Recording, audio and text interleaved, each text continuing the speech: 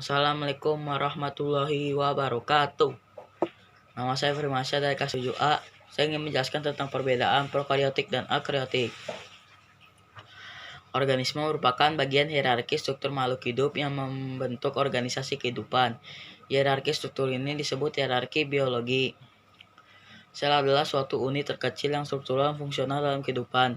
Sel mampu melakukan regulasi terhadap diri sendiri, tumbuh dan berkembang, tanggap terhadap lingkungan, serta melakukan reproduksi. Segala makhluk hidup di dunia dikelompokkan menjadi dua golongan besar berdasarkan selnya, makhluk hidup eukariotik dan prokariotik. Berikut perbedaan sel prokariotik dan eukariotik.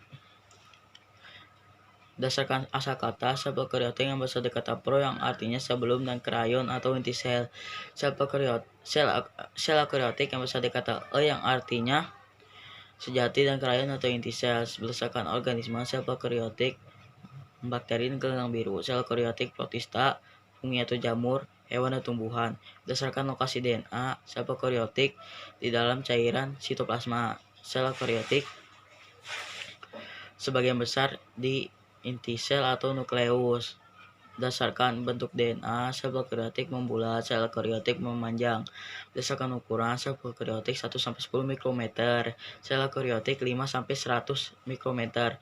Berdasarkan metabolisme, sel prokariotik aerob dan anaerob, sel eukariotik aerob. Berdasarkan organel, sel prokariotik sedikit bahkan tidak ada. Sel eukariotik lengkap misalnya mitokondria, badan Golgi, lisosom, retikulum, endoplasma. Berdasarkan sitoplasma, sel prokariotik tidak ada rangka sel atau sitoskeleton. Sel eukariotik ada sitoskeleton yang tersusun atas filamen protein.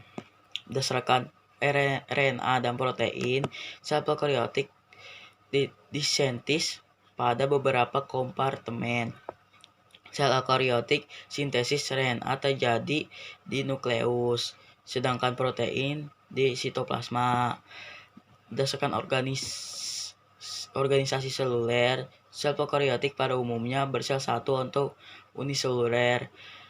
Sel eukariotik pada umumnya bersel sebanyak atau multiseluler. Berdasarkan membran inti, sel prokariotik tidak memiliki membran inti. Sel eukariotik memiliki membran. Itu saja dari saya. Wassalamualaikum warahmatullahi wabarakatuh.